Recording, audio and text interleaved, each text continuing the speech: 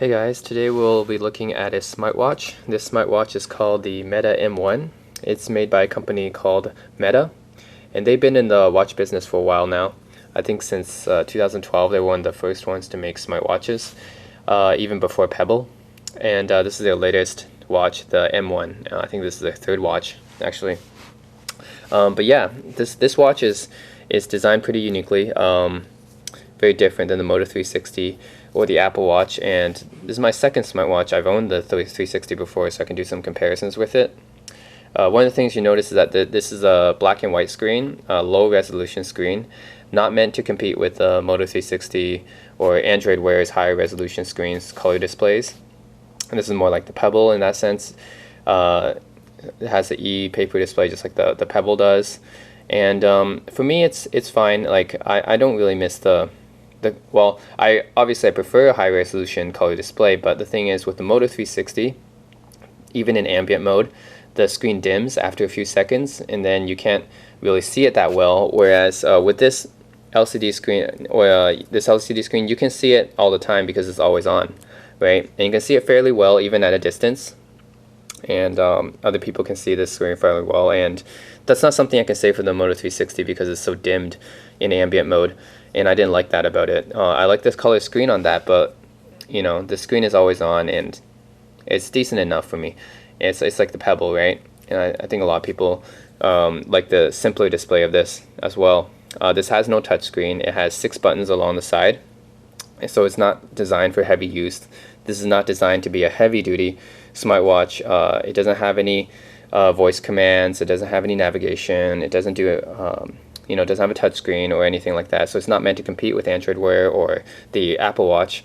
This is more meant to be just like a watch that you check for your basic PIM functions, like your calendar, your weather, your basic notifications, your PDA type of notifications and stuff, and apps that you would check for. So for the type of person who doesn't want his watch to do a lot of things, and I'm one of them, this is a good watch to have. And so the design of this watch is pretty nice in my opinion. This is a rose gold model with the blue crocodile leather straps, so pretty premium materials, stainless steel, 3 ATM water resistant. It's got wireless charging on the back like most smartwatches do, right? And comes with a wireless charger. It's pretty cool, and the way they designed this is meant to fit your wrist, right? And I think it's fine for me. It has 6 buttons along the side. This button has the backlight. The backlight's not very strong. It only lights it up for a few seconds, just like old watches do. But it works. It in the really dark environments and stuff, it will definitely show your screen for a few seconds. Could be better, but I mean, it is what it is. And then these buttons on the side for scrolling up and down. These buttons on the side here are for navigating between the apps, and I'll show you those. This is the menu button, the settings button, so you can see your basic settings here. And yeah, so this watch comes with some very basic apps, and you can control it using your iPhone or your Android, so this connects to both of those. So this is a Meta Manager app for the iPhone. You can see it has 6 apps: clocks, weather, notifications, calendar, music, and timer, and that's all it comes with right now. You can reorder these, but I mean, these apps, all it comes with right now, and it doesn't have an app store like the Pebble or Android Wear, so you had to wait for the actual first-party developer, Meta themselves, to release these apps, which is kind of unfortunate, but it kind of goes into their philosophy of not being too complicated. They want things to remain very basic, and they want just to have the basic apps, basically. So yeah, to take a look at the different apps, this is a clocks app, the main app, you would say, with a few different watch faces, not that many. Certainly not as many as the Pebble or the Moto 360 right now, but that's it. It has some few basic watch faces right now. No dual time zone watch faces, which is unfortunate since for people who travel a lot like me, it's nice to have those. The next one is the weather app. You can see the basic weather in my area, the temperature, my location.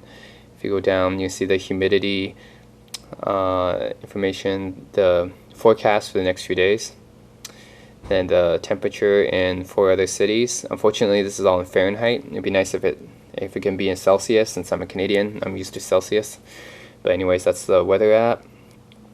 Next one is notifications app. You can see your notifications, your messages, your phone, your battery life, your email, and your calendar appointments or notifications from here. And you can actually set them up with a filter on your phone app like this.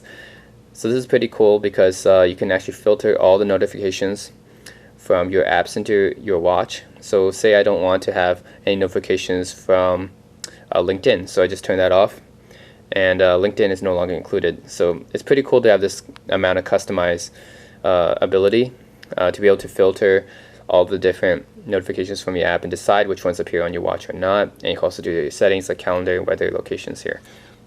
Okay, so if I go through some of my notifications here, I can go through my LinkedIn, Gmail, Facebook, Hangouts, and this is what it would look like.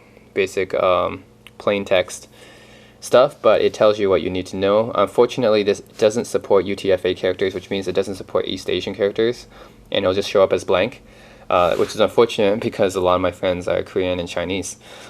So I hope they do that in the next update, is to add support for like Celsius, dual time zones, East Asian characters and stuff. But yeah, that's the notifications app. Here's a calendar app here, pretty basic. And then a music player. This works as you would expect. Press play. It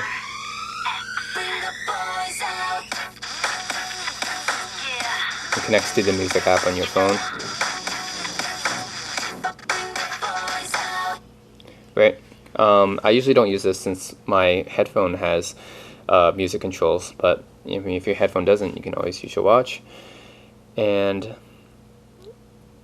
yep, this is a timer. This is pretty useful for me, at least when I do laundry or do cooking. I need the timer to actually remind me when things are done. So that's a timer, and that's it. The basic 6 apps right there.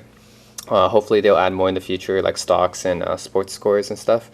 But yeah, this is a Meta philosophy. It's designed really simple. It's not meant for heavy duty interaction. It doesn't have any voice commands. It doesn't have any navigation like the Android Wear or Apple Watch has. If you want to have heavy duty interaction, like replying to a friend or stuff, you should probably take out your phone and do that instead. This watch is mainly just for glancing at, and that's the model, is have everything at a glance. And I think I agree with that philosophy. In my opinion, a smartwatch should just give you the basic stuff like notifications and stuff, because I don't really want to keep touching my watch and to swipe through these messages, give a canned reply or whatever, when I can just take out my phone and write it myself and give a better reply instead, right? It's a better user interaction to write messages on your phone than on a watch, right? This has such a small display. It's really just for glancing at, and what a watch is meant for anyway is just to have something on your wrist like this, right? And you can just glance at it, right? You don't need to keep touching your watch all the time for or talking to it or even something like that. I think for something heavy duty like that, taking out your phone would be better. And you can see how this watch compares with my Psycho. This is my Psycho, and the Meta M1 is quite a bit bigger. But as you can see, it doesn't look that different than, say, like a Diesel or a Fossil watch, right? From far away, it doesn't even look that much like a smartwatch, which is nice to have. I like the design. So yeah, for those of you who want to watch, who don't want to have any heavy-duty interactions with it, who want the basic stuff, also want a very premium-looking watch with premium materials and stuff, the Meta M1 is pretty nice. They start at $250 for the basic models, go up all the way to $450 for the black stainless steel version. This one is $400 for the rose gold, so quite expensive. But then again, if you compare it to the Apple Watch, which starts at $350, it's probably in line with that. Doesn't do as much as that watch does. It doesn't do as much as the Moto 360 does. But it has its strengths in long battery life, 5 to 7 days, of which the Moto 360 other watches can't really match. They only last 1 or 2 days. This one lasts 5 to 7 days and always on display. And yeah, basically, and how you have all your basic functions that you need with all the buttons on the side. Which more or less, some people prefer. I prefer I prefer the analog buttons here to the touch screen on a watch at least. Because a watch is not really a good thing to swipe through it. My finger's gonna block everything that I swipe through, right? Even on the Moto 360. So yeah, that's the Meta M1. Please let me know if you have any questions or comments. Thanks.